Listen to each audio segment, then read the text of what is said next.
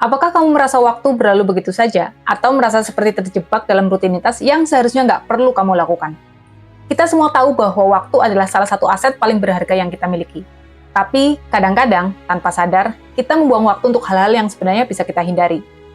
So, di video kali ini aku akan membahas 3 hal yang mungkin jadi penguras waktu terbesar. Kalau kamu bisa menghilangkan atau setidaknya mengurangi pengaruhnya, aku jamin kamu akan mendapatkan kembali waktu berjam-jam setiap minggunya yang bisa kamu gunakan untuk hal-hal yang lebih berarti dan bernilai untuk dirimu, baik itu jangka pendek atau jangka panjang. So, mari kita mulai. Yang pertama adalah scroll media sosial. Seberapa sering kita hanya ingin cek notifikasi sebentar, tapi akhirnya scroll terus-menerus selama berjam-jam. Media sosial memang seru, tapi bisa jadi jebakan waktu yang besar. Banyak orang menghabiskan waktu dengan scrolling media sosial atau menonton video YouTube tanpa tujuan.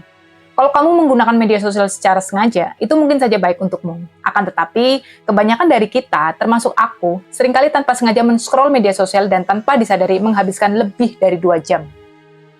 Berdasarkan laporan Global Digital 2024, rata-rata waktu yang dihabiskan orang Indonesia di platform media sosial adalah 3 jam 11 menit, yang mana angka ini lebih tinggi dari rata-rata waktu global, yaitu 2 jam 23 menit. Menariknya, TikTok menjadi platform media sosial dengan waktu rata-rata per pengguna paling tinggi bahkan di seluruh dunia, yaitu 34 jam per bulan per pengguna. Bayangkan, berapa banyak hal produktif yang bisa kita lakukan dengan waktu sebanyak itu. Algoritma platform media sosial ini membuat kita terus mencari konten baru yang mendorong kita untuk merasa harus selalu memeriksa apa yang terbaru di media sosial. Kalau kamu merasa terlalu banyak menghabiskan banyak waktu hanya untuk scrolling media sosial tanpa tujuan yang jelas, mungkin kamu bisa mencoba beberapa cara ini buat mengurangi atau menghentikan kebiasaan ini. Coba gunakan fitur seperti screen time di ponselmu untuk memantau penggunaan media sosial dan tetapkan batas waktu harian. Dengan begitu, kamu bisa lebih fokus pada hal-hal yang lebih penting. Kamu juga bisa menghapus aplikasi media sosial dari layar beranda handphone kamu. Dengan begitu, kamu harus mencarinya ke dalam menu utama yang menambah hambatan untuk dapat mengurangi kebiasaan membuka aplikasi media sosial secara tidak sadar.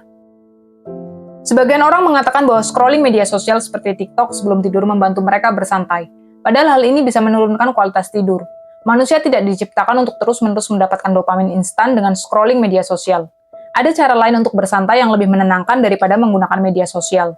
Kamu dapat mencoba beberapa cara untuk menemukan cara yang paling efektif untuk dirimu agar kamu tidak membuang waktu dengan scrolling tanpa tujuan. Yang kedua adalah konsumsi berita dan gosip. Dengan mengikuti berita, kita bisa mengetahui jika ada sesuatu yang besar yang terjadi di dunia. Akan tetapi, sebagian besar berita tidak dirancang untuk memberikan informasi yang akurat tentang peristiwa terkini, melainkan untuk hiburan, klik, dan views.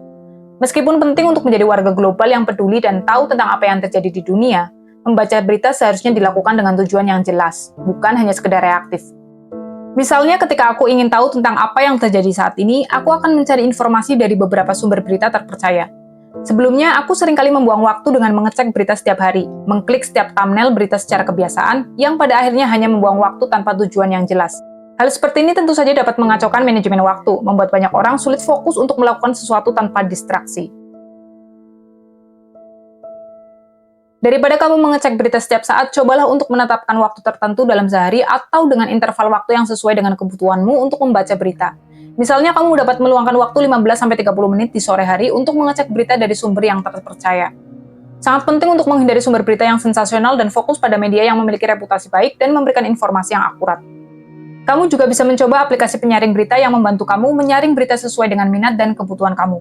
Aplikasi seperti ini biasanya memberikan ringkasan berita penting, sehingga kamu tidak perlu menghabiskan waktu untuk mengecek banyak situs berita. Dan yang tidak kalah penting, hindari berita yang bersifat gosip atau sensasional, karena biasanya ini tidak memberikan informasi yang berarti dan hanya membuang waktu. Lebih baik fokus pada berita yang benar-benar memberikan manfaat dan relevan dengan kehidupan kita. Yang ketiga adalah tidak ada rencana yang jelas. Ketika kita tidak tahu apa yang harus kita lakukan selanjutnya, kita cenderung terjebak dalam aktivitas yang tidak produktif dan menyia-nyiakan waktu. Kita mungkin menghabiskan waktu berjam-jam di media sosial, menonton video, atau melakukan hal-hal yang sebenarnya tidak mendekatkan kita pada tujuan kita. Tanpa rencana yang jelas, hari-hari kita bisa berlalu begitu saja tanpa kita merasa telah mencapai sesuatu yang berarti. Rencana yang baik akan membantu kamu mengarahkan energi dan waktumu ke hal-hal yang benar-benar penting. Dengan membuat jadwal harian, kamu bisa memiliki panduan yang jelas tentang apa yang perlu dilakukan dan kapan harus melakukannya. Misalnya, jika kamu tahu bahwa kamu memiliki beberapa tugas penting yang harus diselesaikan, kamu bisa mengatur waktumu untuk fokus pada tugas-tugas tersebut terlebih dahulu sebelum melakukan hal lain. Tetapkan tujuan yang ingin kamu capai setiap hari. Tujuan ini bisa berupa menyelesaikan proyek, berolahraga, belajar sesuatu yang baru, atau bahkan menyisihkan waktu untuk bersantai. Dengan menetapkan tujuan harian, kita memberikan diri kita arah yang jelas dan motivasi untuk menyelesaikan tugas-tugas tersebut.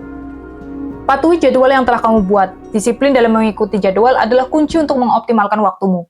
Meskipun terkadang ada hal-hal tak terduga yang bisa mengganggu rencanamu, memiliki jadwal yang fleksibel tapi tetap terarah akan membantu kamu tetap fokus dan produktif. Dengan begitu, kamu bisa mencapai lebih banyak dalam waktu yang lebih singkat dan merasa lebih puas dengan apa yang telah kamu capai setiap harinya. Aku harap ada sesuatu dari video ini yang berguna buat kamu. Setidaknya, kamu dapat mencoba beberapa tips dan lihat apakah itu efektif untuk dirimu. Kamu juga bisa tulis di kolom komentar apa saja hal lainnya yang jadi penyebab waktu kamu menjadi kurang produktif. Jika kamu merasa video ini bermanfaat, jangan lupa untuk klik like, share, dan subscribe agar kamu tidak ketinggalan insight dari video terbaru lainnya. Kamu juga bisa klik video yang mungkin sesuai dengan minatmu di sini. Selalu belajar dan teruslah berkembang. Terima kasih sudah menonton.